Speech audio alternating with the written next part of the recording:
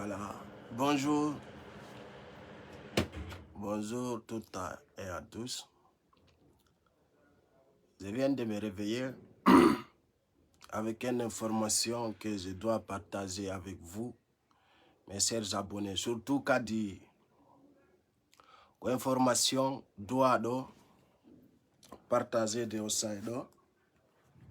Information how you do. On dit nous, les vrais soldats, on donne des informations en temps réel. On dit à chaque moment que moi je viens, c'est à donner de vraies informations et passer. C'est pour cela, là mon mi dit que wadu golgodon en huis clos, mais ngara men John na information onon kadi senditon fiyo yimbe ben andu henya. Donc souvent, mi si men dit que information là budo, mais ngara mi John na et na connaît bata. Quoi information très important, c'est guinéen. On dit la bandingu souvent besika be way manipulation. Marsata awado bafoy.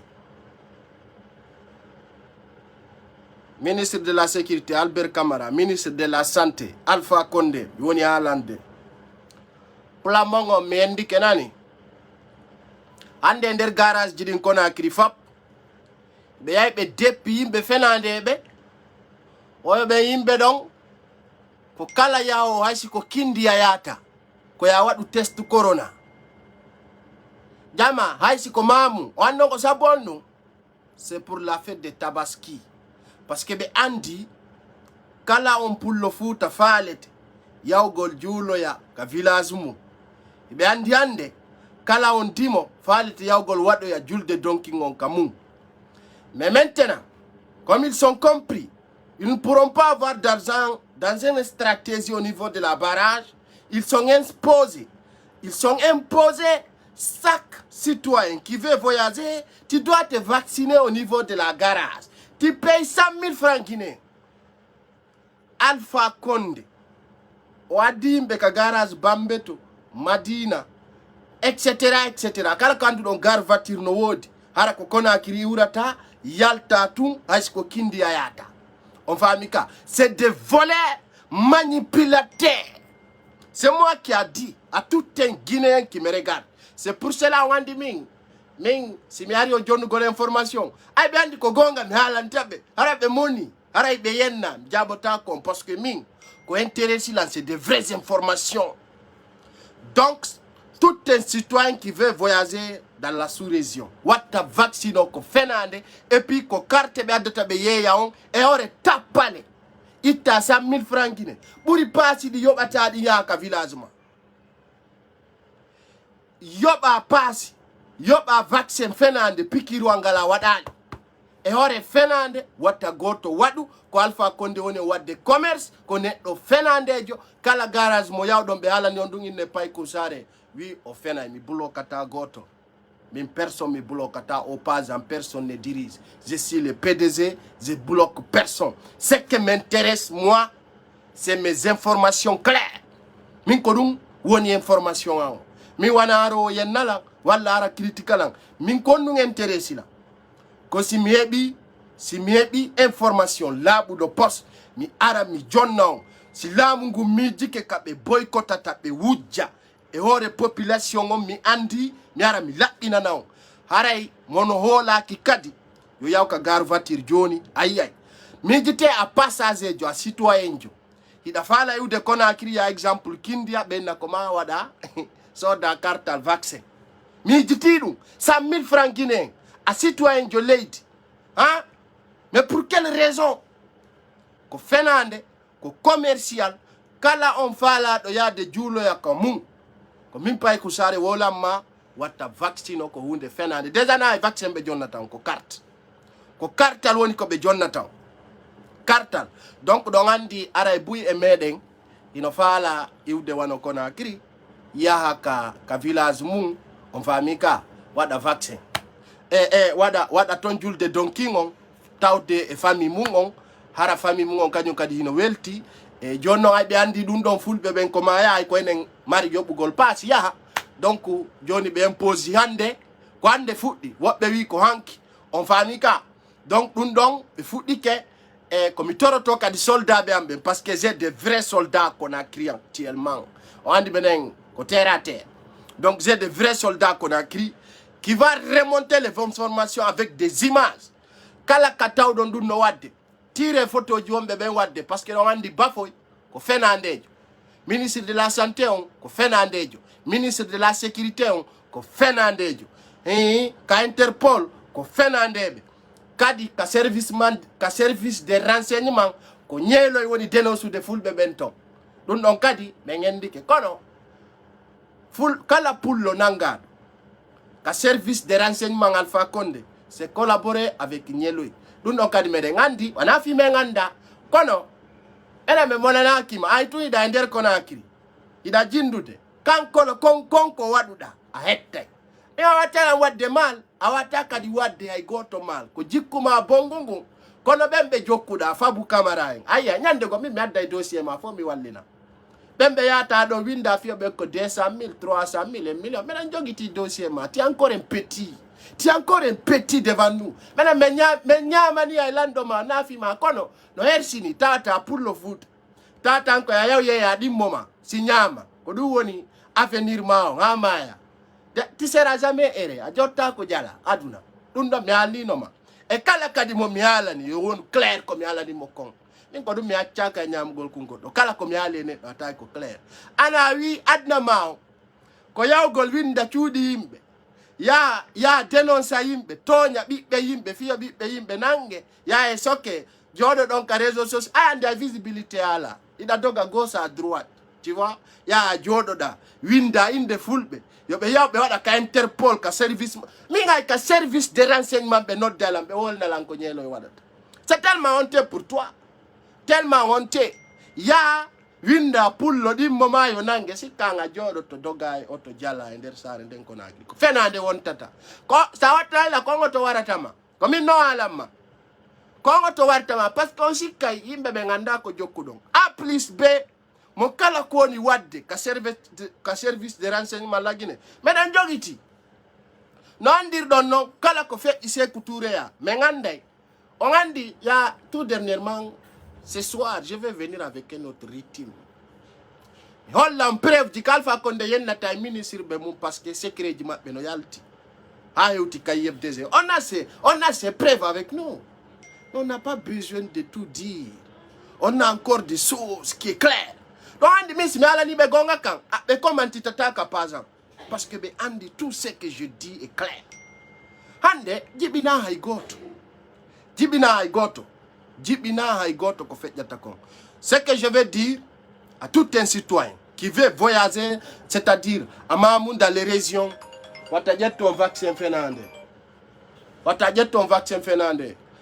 avocat noir tu seras invité ce soir je suis en direct champion je donne une information en direct je te rappelle donc cette information c'est pour rappeler à tous mes abonnés d'informer leur famille ande sa jonnani goddo passi o yay ka gar voiture be yobinay mo 100 000 be nawo ko ya wadu sa langal kartal donc a jawata ka auto ya juulo ya ka villagement donc on a beaucoup de preuves sur guinéens mais de ngandi fulbe wombe yahude e denonsa fulbe kadi wombe nokkeli buy e moko baabe men ka DPJ mais de ngandi fimu na fi men nganda mais fop men ngadday menen chaque moment ko addango lompiji wondi clair donc andi pay konsare ko kanko ata fermude kala on neddo sikkudo ada birdi ka réseaux sociaux do muddama ndu ko de jaok e aray ko mi halanta mo kala ya mo la ki kadi yaw ka gar voiture ni bambetu ayay andi min na o tiagol wala tunde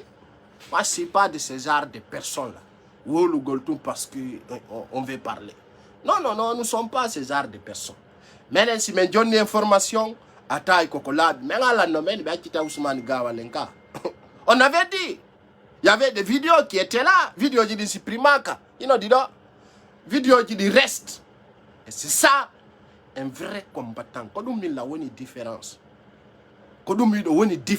et beaucoup de personnes qui veulent des vidéos nous sommes différents parce qu'on ne donne pas les mêmes informations. On ne dénonce pas des mêmes dénonces. C'est-à-dire on a des mêmes Facebook, mais pas des mêmes programmes. Vous comprenez? Donc c'est pour vous dire, chers Guinéens, chers compatriotes, Alpha Condé veut d'argent, veut profiter sur cette population pauvre. Donc ce que je veux dire, chers Guinéens, wano innu golo so yayande nini passage no dari ara ko pasi pet be jogiti wobbe no fokkiti ha yembere mani wobbe no fokkiti ha labe wobbe no fokkiti ha kindiya wobbe no fokkiti ha pita wobbe no fokkiti ha kankan wobbe no fokkiti ha zere kore wobbe no fokkiti ha masanta dum do fofi yawgol juuli doya e famille mum daroda yiya neddo mo hay labutane on nyaasi din be wawali labbinde hudabe be ngara inna no wadde vaccin au niveau des garages fenande manipulation bandiagal langandino moba joni Paolo monko itogon parce que lando mongo wowli sendite partager vidéo fio hewto ande joni ka garage ay lan langandino do 1300 et quelques personnes donc langandino non do tun son senditimo hewto ya joni Alpha Condé be yalta be wiyan be anda ko be woni wadde dum ay ko dum be sutti ko dum bandi jidin sutti. Je viens seulement, je dénonce. Ils vont dire non, nous on ne connaît pas qui est derrière ça. Toute une personne qui fait ça s'embatte et on doit l'interpeller. Pénale. Pénale, ma pede marsata. Awara be adi imbebeng. Be adi imbebeng. Be adi imbebeng kaduma.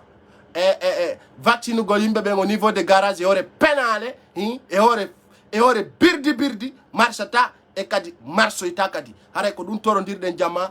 Hewtine e groupe ji WhatsApp din fap andi non be Alpha Condé di bandiji ka gar vatirji e inno goyo yimbe ben sodu vaccin ji se be ni masami négociation nga hewton 60.000 angal dali yoba pasi yoba docteur yoba fere de route yoba barrage kana anka delenka ce bandit là se prend pour qui? Tu penses qu'Alpha Condé tu vas t'en profiter comme ça? Do lani police on siki ko yore amenge hebata ko nyama usiki fenande kadi mi ala na donyelwe ko onda ko wadde ka service renseignement déjà be andi mi andi anda min ko do mi abbino ma yar commenta ka paza mi andi na ma mi andi ko onda ko wadgol ka service de renseignement kono ma intung aru do même de chef de service de renseignement. Je vais vous déposer vos images, vous allez vous étonner, vous allez dire ah, est-ce comment ce petit a compris cela? Mais à la nibagoy, mais baka, les services de renseignement d'Alpha Condé, je vais déposer vos images ici. Vous allez vous étonner, vous dire, yeah! Non, c'est pas vrai. Ah, oh yeah. Moi, j'ai pas besoin d'Alpha Condé. J'ai pas besoin de l'entourage d'Alpha Condé. J'ai pas besoin de vos l'argent. Déjà, moi, je peux dire, toute une personne qui travaille avec Alpha Condé, c'est-à-dire, c'est un ministre galéré. C'est des galérés, c'est des pauvres. Les ministres guinéens, c'est des pauvres. Mais à la fousse, rien absolument s'il n'a pénal. S'il n'a pénal, fousse béala.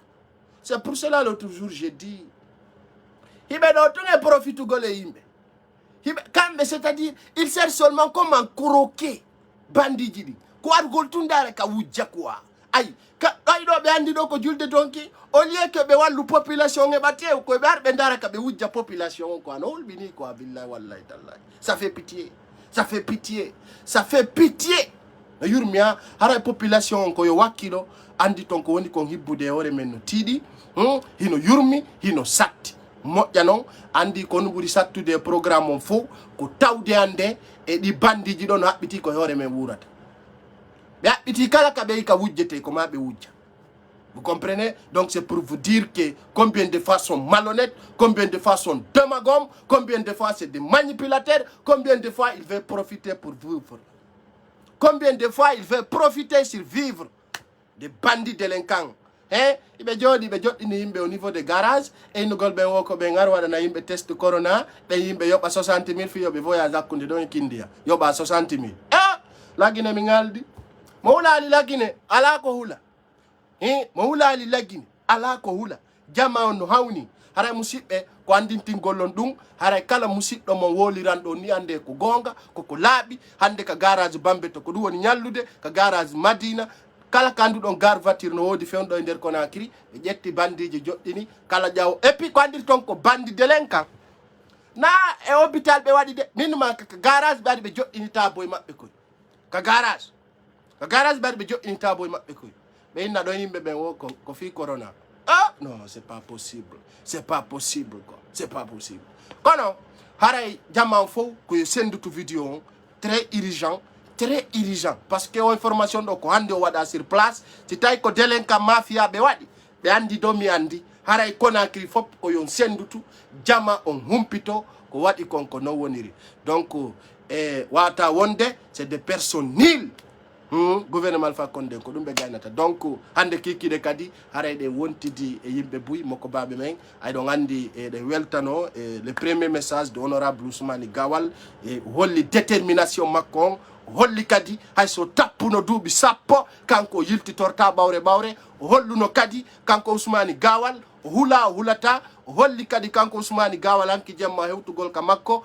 o andintinni hani ko gonga wota kanko selludale woni ko gañi o tubanta Alpha Condé kanko Abdoulaye Ba ɗo andi ko ɓiɗɗo gorko so wowli micro ji ɗin c'est à dire so ƴetti micro wowli bafulji ɗi dimboto taw o holli kanko o ala ko wolaga sina gonga maɓɓe kamɓe hettay donc ande o yi ko ñalli kon ka Chérif Ba ɗum ɗon wona birdi donc ɓiɓɓe worɓe ɓe no holli détermination maɓɓe on si ɓe faala ɓen ɓe yiltota ka kaso ɗon aduna c'est à dire ko wonu tun ɓe accitirali ɓe ni quoi ko nanton ɗo libération provisoire fop ko pénale tappale ko woni ta awata tu nangude goɗɗo c'est à dire awat andi ko ɓennata ko ngam bon pular sa nandi goɗɗo mo andi ɓenni a nanga e gujjo ara mo jogitiɗo sa bantaki mo o innama no min mi dara no woni si kalpe maɗen no laba e si tawi ko numéro goto kono Alpha Condé way o andi ɓe wata e accutude Ousmane Gawal inna ko ni tun quoi parce que ɓe andi ko ɓe négocié maɓɓe kon fof marchali you know donc meɗen bigopi ɓe si tawi koni haray ko wontanara donc haray ko andintingol on ɗum haray koyon sendutu vidéo on e nder Conakry déjà on andi taw ɓe andi komi haali kon ça frappe fort donc message on yewti déjà c'est ko touréa on nana jon décret ji ɗin ka télé pay kusare ngal paygal labangal nantugal linde paygal ngal nanda e deya payle hara wana ka birdi mono wani yo mayu si tu es contre ça tu peux mourir les seuls blogueurs tous les temps tous les moments huɓɓinowo tawa kadi jama on no andi wala information birdi haray ko andintingol on wano ɗum ayɗon andi ñande ɗum ɗo watta o aray ko vrai donc ko ɗum aray jama ko weltanagol on andintinna on Alpha Condé bandiji makko ɗin oy ɓe décidi ɓe wuura e julde donki on ɓeno sikkude koye hoore men heɓatta conci julde ne ɓeno sikkude koye hoore men ɓe sodanta famille maɓɓe on conci julde